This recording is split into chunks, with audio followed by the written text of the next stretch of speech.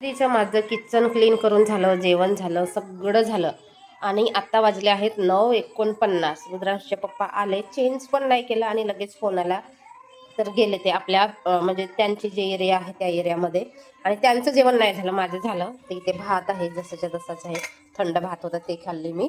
आणि आताचा गरम भात आहे, तसा पोळे आहेत, भेंडीची भाजी, सगळं जे काही होतं, वरण भेंडीची भाजी ते मी रिकामी करून ठेवली. भांडे वगैरे सगळे घासून घेतले आणि आता 10:49 झाले.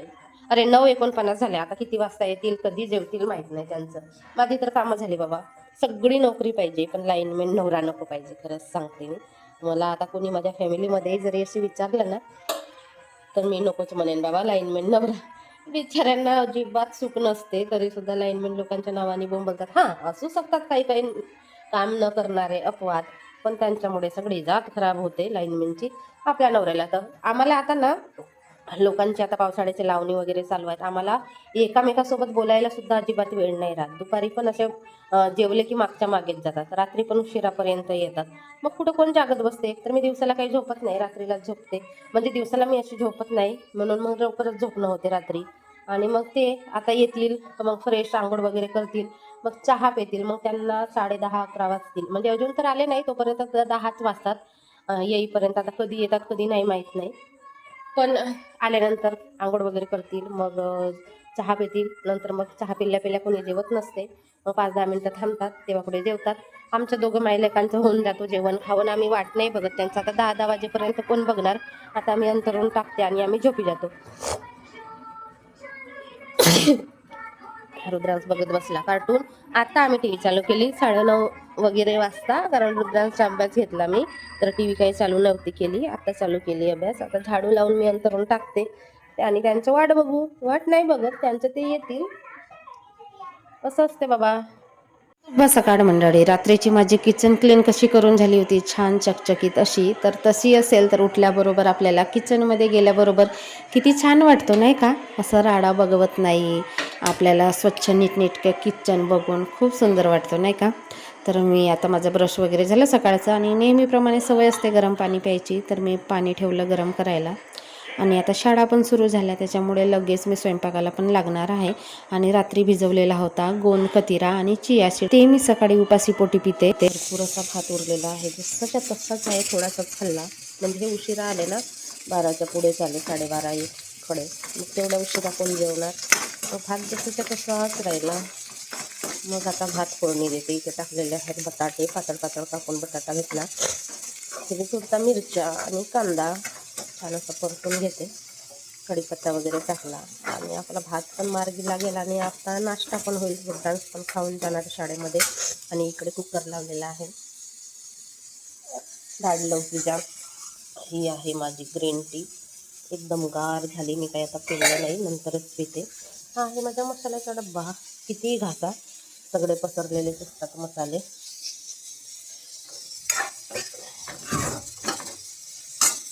रात्री उशिरापर्यंत येतात आणि सकाळी लवकर जातात, कारण लाईटीचा प्रॉब्लेम असतो. आणि आता कसं पाऊस येत नाही, आणि शेतकरी लोकांनी रोवणा पकडला. आमच्या गावाकडे रोवणी चालू आहे, मग त्यांना पण पाणी पाहिजे असते, आणि लोड जास्त होते, त्याच्यामुळे जास्तच लाईट जाते, मग यांना जावंच लागते. आणि त्याच्यामुळे मग आता मी फोडणीचा भात करून घेते, म्हणजे नाश्ता पण होते. आज रात्रीचं जेवण झालं नाही ना व्यवस्थित, तर मग सकाळी काही ना काहीतरी पाहिजे खायला.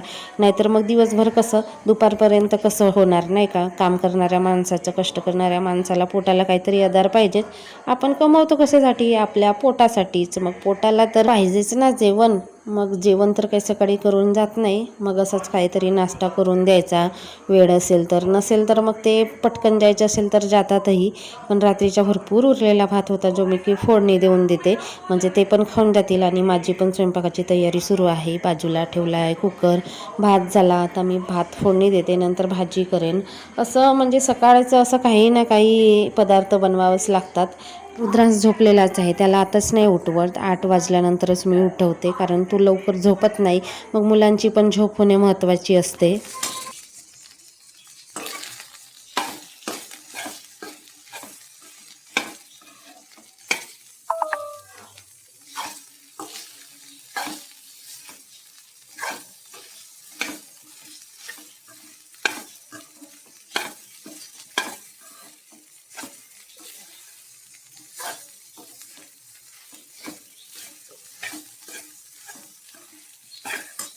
पहिल्यांदाच ह्या वर्षी आम्ही कांद्याची गोणी घेतलो आणि बरंच झालं घेतलं तर, कारण कांद्याचे दर वाढले आता 20, 30, 40, आता ह्या बाजारामध्ये 50 होतात की काय, वाढणारच आहेत म्हणतात.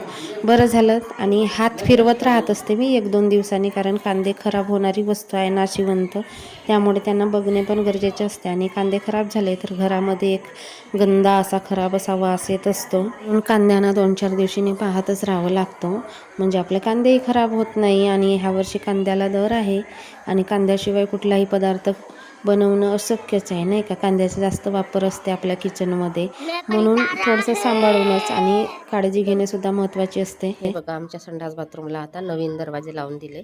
आधी होते ना दरवाजे खालून असे तुटले होते, पण काम चालत होतं. आमच्याकडे येणार जाणार कोणी नसतात, आम्ही दोघेच असतो, तेवढ्यानी होतं. पण चांगले असतील तर चांगलं वाटते, नाही का. तुटले फुटले होते ना, तर मी म्हणाले, कारण आता किराया पण थोडासा 200 रुपयांनी वाढवला, तर मी म्हटलं किराया वाढवला तर आमचे दरवाजे वगैरे लावून द्या. तर त्यांनी लावून दिली, दुसरे दरवाजे लावून दिला. आता छान वाटते, मस्त असे दरवाजे लावता येतात. आणि इकडे बघा आमच्या फुलांचा बगीचा, इथं भरपूर झाडं होते, मी सगळे काढले.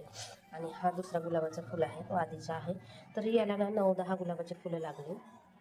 हे आधीचे असे सुकले सुकले आता हा एक, पण आता जरा छोटे छोटे आकाराने लागतात, आधी मस्त मोठे मोठे लागत होते. आणि ही सदाफुली तर सगळीकडे असते. हा कलर जरा लाईट आहे आणि हा कलर बघा, हा कलर डार्क आहे, सुंदर दिसते असे सदाफुली. मला आवड आहे झाडं फुलं वगैरे लावायची, पण आपल्याला जागा पण पाहिजे ना तेवढीच झाडं फुलं लावायला, किती सुंदर दिसतात, नाही का. आणि हा आहे याचा भृंगराजचं झाड आहे, हे बघा, आहे ना भृंगराजचं झाड. तर हा आहे भृंगराजचं झाड. मी मागे झाड आणली होती, त्याचंच भरपूर बी पडला होता, अर्धा तर नालीमध्येच वाहत गेला.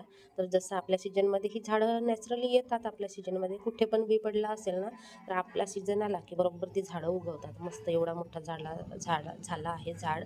तर मेहंदी वगैरे ज्यावेळेस आपण लावतो केसांना, त्यावेळेस ॲलोवेरा, काही जास्वंदाची फुलं वगैरे बारीक करतो ना मिक्सरमध्ये, त्यावेळेस याची पण पानं किंवा हे असं खुडून बारीक करायचं, केस मस्त सॉफ्ट लागतात, छान लागतात. भृंगराजचं झाड आहे, तुम्हाला माहीत नसेल तर बघून घ्या, हे आहे भृंगराजचं झाड. आणि हे आमची फुलं मला आवडलेली, तर मी यांना कापून फेकणार म्हणते, पण हे म्हणतात राहू दे, कशाला कापून फेकते, बांधून ठेव. तर असं झालं आमचं लूक. आणि त्या दिवशी काय झालं, हे जे संडास बाथरूमचे दरवाजे लावलं ना, तर सगळ्यांचे इथे चाळीमध्ये 5 किरायदार राहतात, तर सगळ्यांना काकाजीने कोणाचं काय वगैरे तुटलेलं असेल ते सगळ्यांचं व्यवस्थित लावून दिलं. पण त्या दिवशी असा एक मोठा इन्सिडंट झाला त्यांच्यासोबत, सांगते मी पुढे. आज जेवणामध्ये मी बनवली आहे मस्त अशी डाळ लौकी बनवली. तर आता काहीतरी पाहिजे त्याच्यासोबत खायला, तर दही मिरच्या आहेत, दही मिरच्या तळते. हा जो माझा पॅन आहे ना छोटासा, हा बऱ्याच दिवसाचा आहे, मी टी व्हीवरती बघून मी ऑनलाईन ऑर्डर केला होता. तर याच्यामध्ये बरेच भांडे मिळाले, 2-3 गंजासारखे भांडे मिळाले, एक कढई, एक डोसा तवा भेटला, आणि त्याच्यावरचे झाकण होते, लीड वगैरे होते. असे मी ऑर्डर केले होते 999ला, मला पडले होते, चांगले आहेत ते तसं. आणि तळते दही मिरच्या, एक एकच तळते.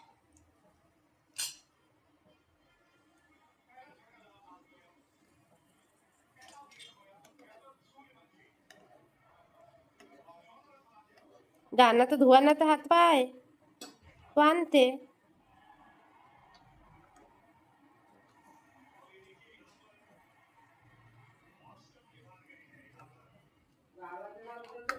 कपडे अशा भांड्यामध्ये नाही जमत बाबा, जोड होतात. म्हटलं आता मोठा भांडा कशाला भरवायचं, म्हणून छोटासा भांडा ठेवली. तर इथं काढायची मिरच्या झाले, असू दे. एक ही मिरची आणली होती, ती पण मी असं फ्राय करून घेते.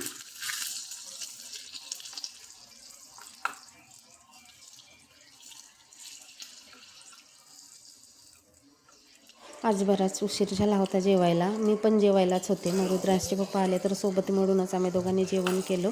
आणि आमच्या घरमाला काकाजींना आज त्यांच्यासोबत खूप मोठा इन्सिडेंट झाला. तसे ते अजून धडधाकटच आहेत, जास्त असे म्हातारे वगैरे झाले नाही, पण आहेत वयाला, पण अजून जगतील 10-15-20 वर्ष तरी, चांगले व्यवस्थित ठणठणीतच आहेत. पण त्या दिवशी त्यांना आमच्या इकडे दार वगैरे लावून दिलं, आणि त्या दिवशी ते व्यवस्थितच होते, असं थोडं बरं वाटत नाही असं म्हणत होते. दवाखान्यात गेले तर बसल्या बसल्या त्यांना चकवा मारला म्हणजे अर्धांगवायू झाला आणि त्यांची कंडिशन जरा क्रिटिकलच आहे. मेंदूमध्ये अशा नसांमध्ये गाठी झाल्या म्हणतात रक्ताच्या. बोलत चालत काही नाही. ICUमध्ये ॲडमिट आहेत. कशी तब्येत आहे आता माहीत नाही. म्हणजे असं सांगता येत नाही कधी काय होईल. ते बिझनेसमॅन लोक आहेत. इथला दुकान, आमचे घराचे जे किराया भाडा, दुकानाचा किराया भाडा बराच असा ते सांभाळत होते. आता ते ॲडमिट आहेत. त्यांची तब्येत बरी नाही आहे. पूर्ण परिवार त्यांच्या मागेच आहे आणि दुकानं सगळं हे बंद आहे.